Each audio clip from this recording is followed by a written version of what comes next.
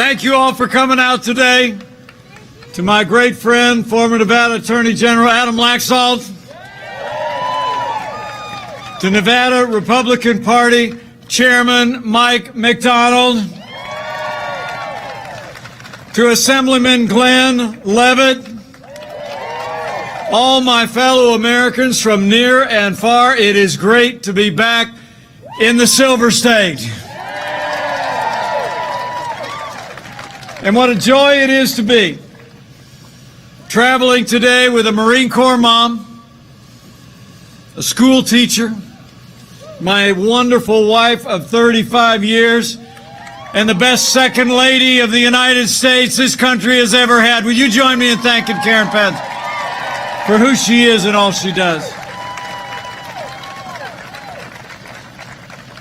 But Karen and I are thrilled to be with all of you here in Nevada today.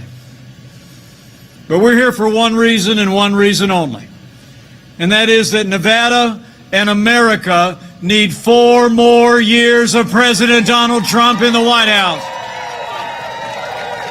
It's on, Nevada. We are 26 days away from another great victory for the American people, and the road to victory runs right through Nevada.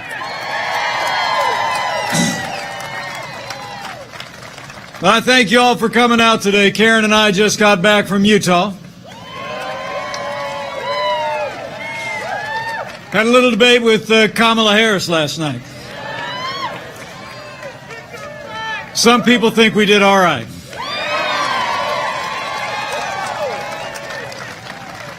Thank you. But let me be clear.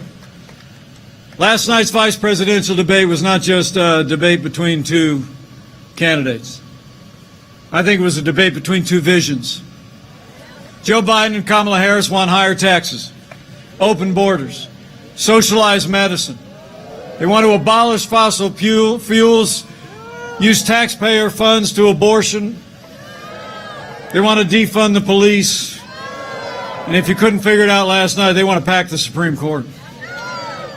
President Trump's vision? We've rebuilt our military. We cut taxes, rolled back regulations, unleashed American energy. We secured our border, stood with law enforcement and for life and liberties of every American.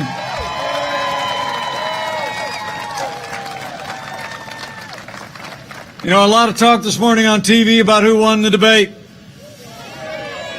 But I think when you compare the Biden-Harris agenda with what President Donald Trump has done and will continue to do for America, there's no question who won the debate. President Donald Trump won the debate hands down with an agenda that puts America first. And in 26 days, we're going to win another great victory when we re-elect President Donald Trump for 4 more years.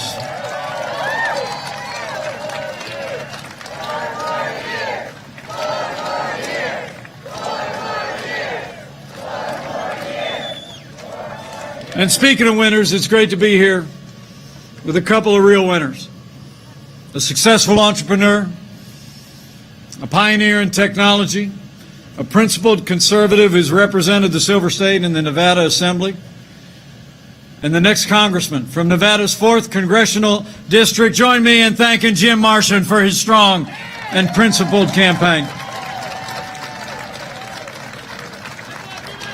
And it's also great to be here with a superstar, a small business owner, a family man, a superstar athlete who's actually worked with underprivileged children while he was studying for the law, and he is a man who is tough enough to take on the swamp in Washington, D.C. Join me in thanking the next congressman from Nevada's 3rd Congressional District, Dan Raudimer.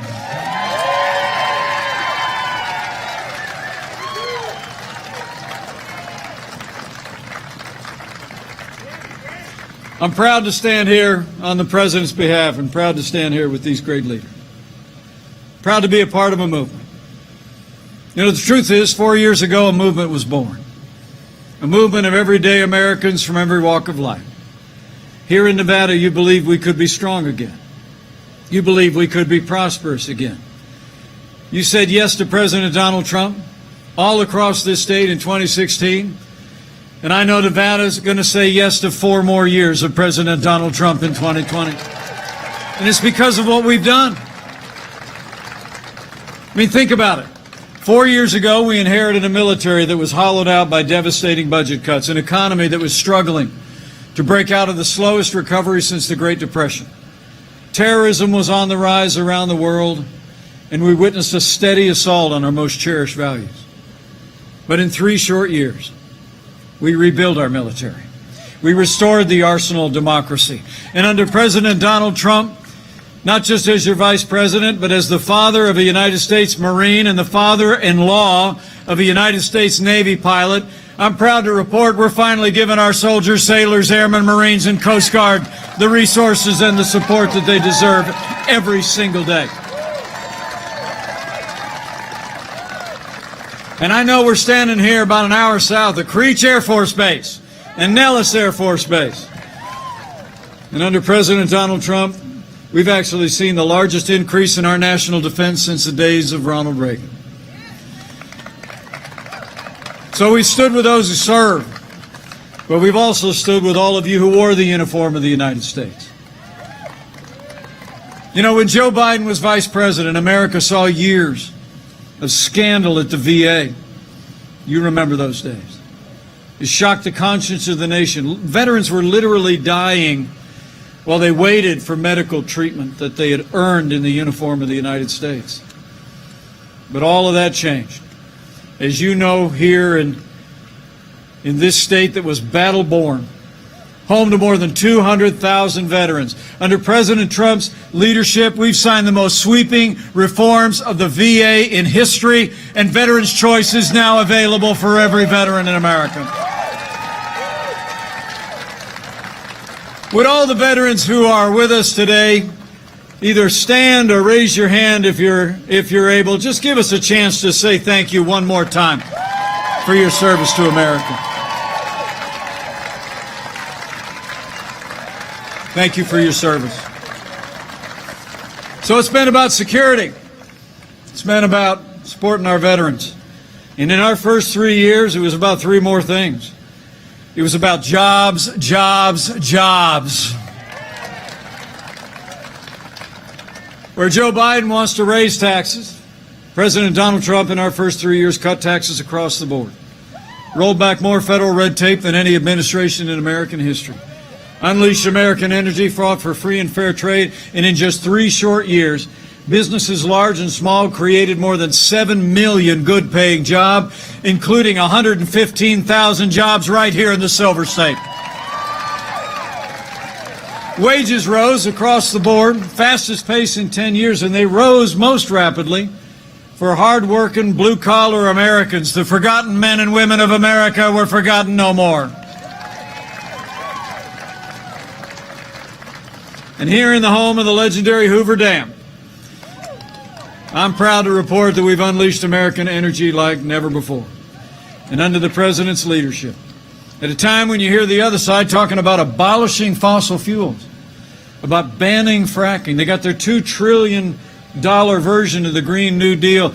Under President Donald Trump, America's become a net exporter of energy for the first time in 70 years. We're energy independent, Nevada. And we're going to keep it that way with 4 more years of President Donald Trump in the White House.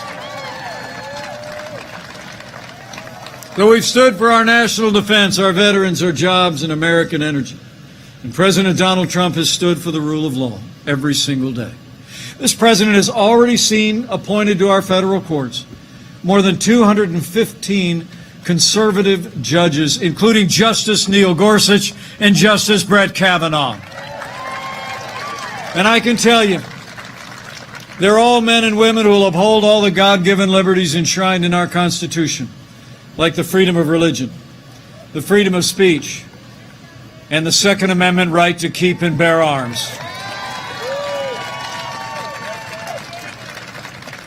Now, last month, our nation paused rightly to honor the life and service of the late Justice Ruth Bader Ginsburg.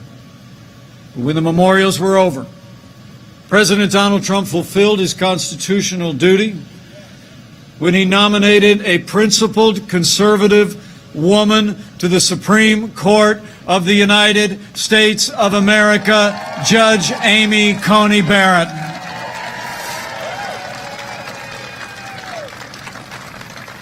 And I can tell you, I'm a fan of Judge Barrett, and not just because she's from Indiana.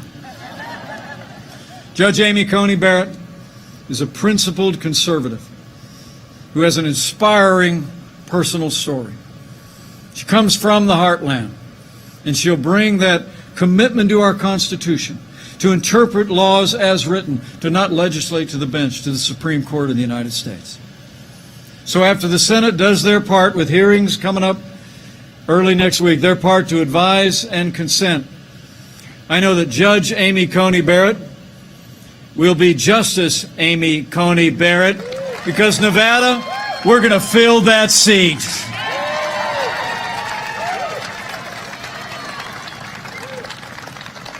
So we've stood for the rule of law, strengthened the conservative foundation underpinning our Constitution and our courts. And President Donald Trump has stood every day with the men and women who serve on the thin blue line of law enforcement, and we always will.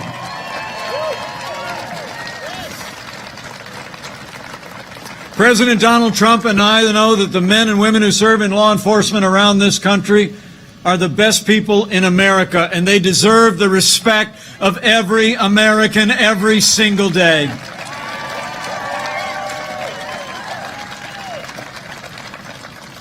Now, the President and I will always respect the constitutional right of Americans to peaceful protest. But as I said last night, rioting and looting is not peaceful protest. Burning businesses is not free speech. Violence against innocent civilians and law enforcement will not be tolerated, and those who do these things will be prosecuted to the fullest extent of the law. Now, for months, all Joe Biden ever talked about was peaceful protests, remember? As the American people literally watched their businesses and communities burn. Last night, I was joined by a Minneapolis native, a wonderful African-American businesswoman named Flora Westbrook. She traveled with us to Utah. She told us the story when I was in Minneapolis a few weeks ago about, in the wake of the killing of George Floyd, how the protesters came closer and closer to her salon that she had built 35 years ago. And then they burned it to the ground. You know, the truth of the matter is, Joe Biden would double down on the very policies that have led to violence in America's cities. When you suggest that you're going to reduce support for those who serve and protect, you only embolden those who would do harm to our families. And Joe Biden and Kamala Harris believe that America is systemically racist. And as she said again last night, they believe that law enforcement has an implicit bias against minorities. When Joe Biden was asked if he'd support cutting funding for law enforcement, he said, quote, "Yes, absolutely." And let me make you a promise. Under President Donald Trump, we will always back the blue. We're not going to defund the police, not now, not ever.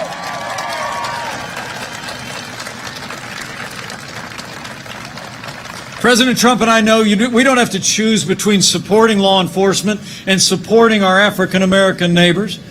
Under this president, we have done both for the last 3.5 years, and we're going to continue to support law enforcement and improve the lives, the jobs, the education, and the opportunities for African Americans and all of our minorities for 4 more years. Under this president, we're going to have law and order in every city, in every state, for every American of every race and creed and color. So help us God.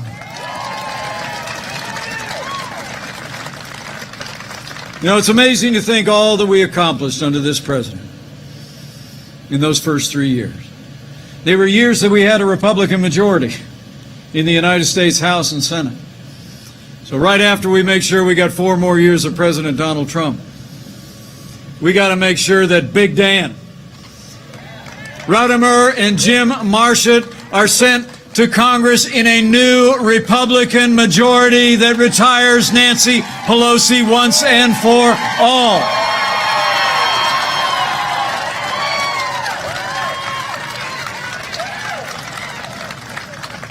So we rebuilt our military, we revived our economy, we stood for life and our liberties and law and order in our first 3 years. In a word, we made America great again. And then the coronavirus struck from China. But as I said last night, before there were more than 5 cases of coronavirus in the United States of America, President Donald Trump put the health of America first and did what no other American president had ever done. He suspended all travel from China, the second largest economy in the world. Now, Joe Biden criticized it. He said it was hysterical and xenophobic. But I can assure you, having led the White House Coronavirus Task Force, President Trump's decision that day alone saved countless American lives, and it allowed us to stand up the largest national mobilization since World War II. We reinvented testing. We saw to the manufacture and delivery of hundreds of millions of medical supplies to our incredible doctors and nurses. We've developed medicines that are literally saving lives. And as we stand here today, we're on track to have the first safe and effective coronavirus vaccine before the end of this year.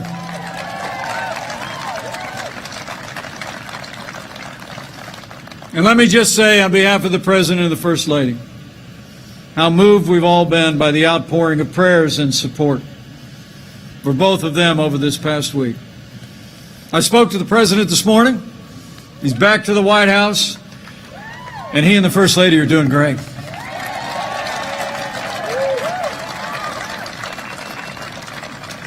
The medical care that they received, the medicines that they received are all a part of the national response that we've made available to people all across this country. And the outpouring of concern for our President and our First Lady was emblematic of the love and the concern and care that the American people have shown to neighbors and family members and friends and absolute strangers. So would you join me in just thanking all of the amazing healthcare workers who served our nation through this challenging time, and all those who've cared for those who suffered loss and struggle. So we're slowing the spread, we're protecting the vulnerable, and we'll keep saving lives. And we're opening up America again.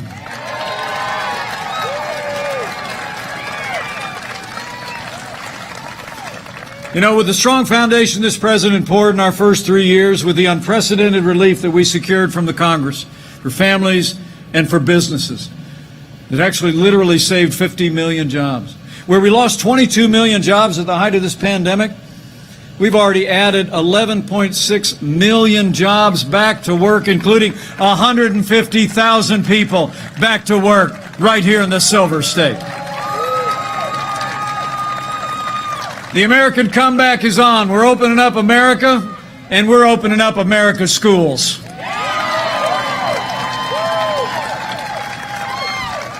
Just last week, the President announced that we're distributing 100 million rapid point-of-care tests to states across the country to get our schools open, to keep our schools open, and keep our kids safe.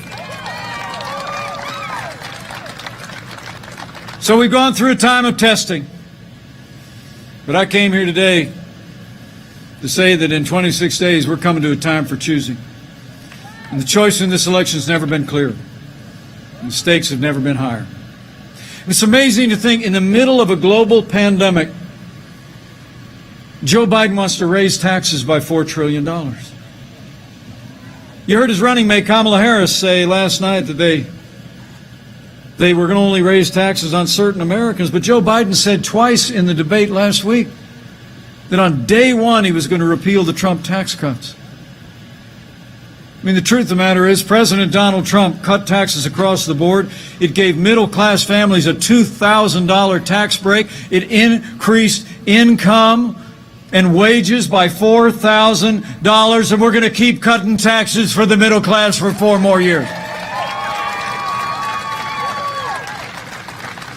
Joe Biden wants to bury our economy under an avalanche of red tape, including his own version of the Green New Deal, which is a whole lot like AOC's version of the Green New Deal.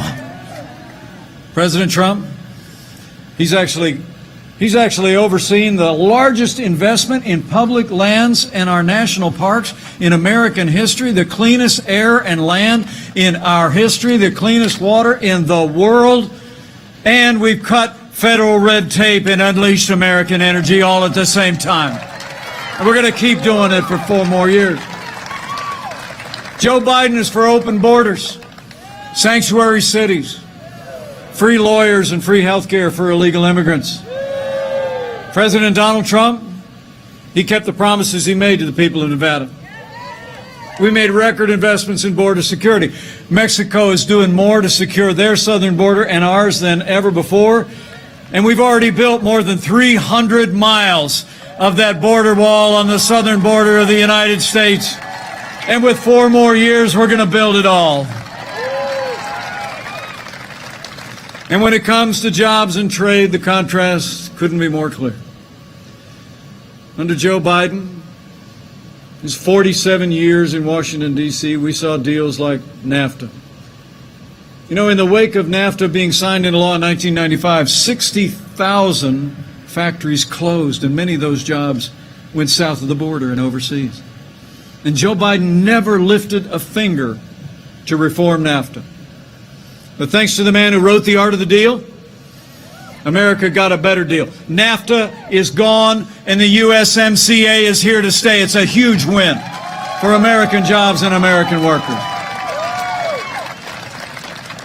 And where Joe Biden has been a cheerleader for Communist China every day, actually said it was a positive development to see the rise of China, to see China literally be half of our international trade deficit. From day one, President Donald Trump put China on notice that the era of economic surrender is over. And we're going to stand strong with China until they open their markets, respect American private property rights, and put American jobs and American workers the respect they deserve. So it's been about security and prosperity, but as I said earlier, it's also been about our most cherished values. And Joe Biden, Kamala Harris, and the Democratic Party actually support late-term abortion. And Joe Biden wants to use taxpayer dollars to pay for abortion all the way up to the moment of birth. And I tell you, I couldn't be more proud to serve as vice president to a president who stands without apology for the sanctity of human life. President Donald Trump is the most pro-life president in American history.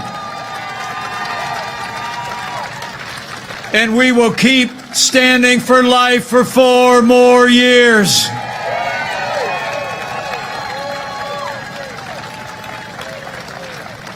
You know, when you look at their agenda, it's clear. I said this at Fort McHenry. Joe Biden would be nothing more than a Trojan horse for the radical left. Now, Joe Biden has said that democracy is on the ballot on November 3rd. Well, I think our economic recovery is on the ballot. Law and order are on the ballot. But I also think there are things much more foundational, much more fundamental to our country. In this election, I don't think it's going to be whether America ends up more Republican or more Democrat, whether we end up more liberal or more conservative, more red or more blue. I think the choice in this election is whether America remains America.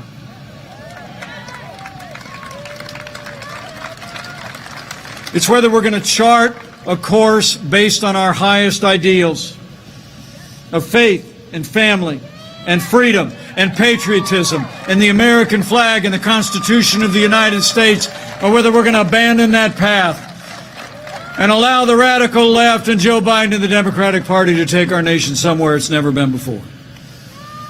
So let me say today to all of you, standing here in the blazing sun of Nevada, for our freedom, for all the ideals that have always made America great, and are making America great again. We need to decide right here and right now that Joe Biden will never be president of the United States of America. We're going to re-elect President Donald Trump for 4 more years.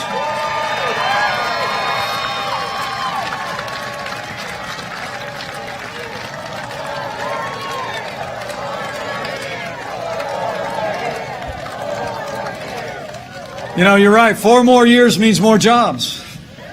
4 more years means more judges. 4 more years means more support for our troops and law enforcement. And it's going to take at least 4 more years to drain that swamp.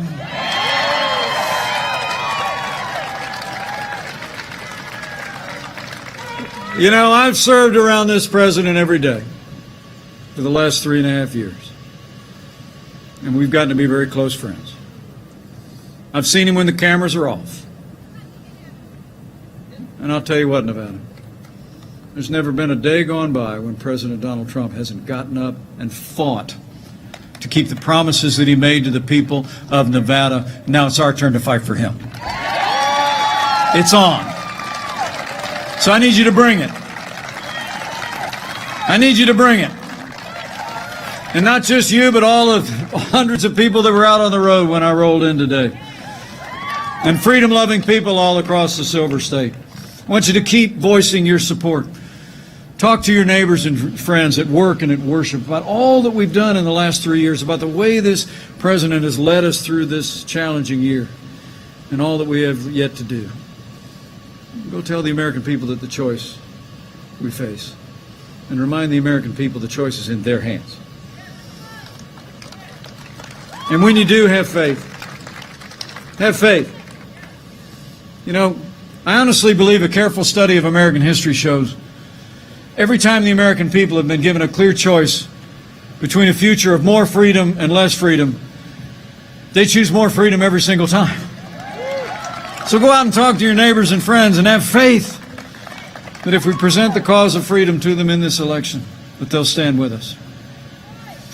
And if you have a mind to exercise that other kind of faith in the next 26 days, I encourage you to do that too. I truly do. I mean, this is a challenging time in the life of our nation. It seems anymore like if you turn on the television, it's like that little girl asked me last night. It seems like it looks like there's more that divides us in America than unites us. But I've traveled all across this country over the last 3.5 years, and I can tell you, there will always be more that unites the people of this great nation than could ever divide us, and chief among those things is faith. This is a nation of faith.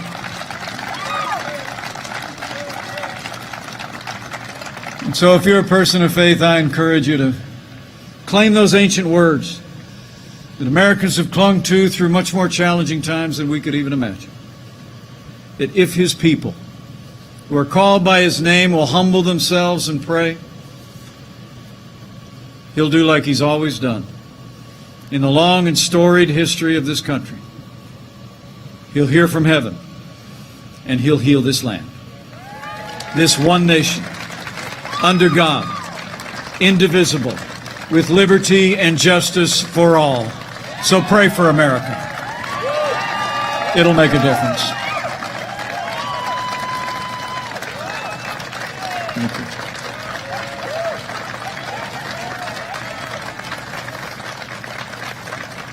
But thank you for this especially warm welcome. It's really great to be in Nevada, but Karen and I have a plane to catch. We're headed to Arizona, and then we're back to Washington, D.C., and I guarantee you President Donald Trump is going to be back on the campaign trail before you know it. We're going to take this case to the American people every day. And I just know, with your continued support, every day between now and November 3rd, we're going to make Nevada and America stronger than ever before. We're going to make Nevada and America more prosperous than ever before. And with Jim Marchant and Big Dan Rotheimer in a new Republican majority in the United States House of Representatives, with a renewed Republican majority in the United States Senate. And with President Donald Trump in the White House for 4 more years, and with God's help, we will make America great again. Again. So thank you very much. God bless you and God bless America.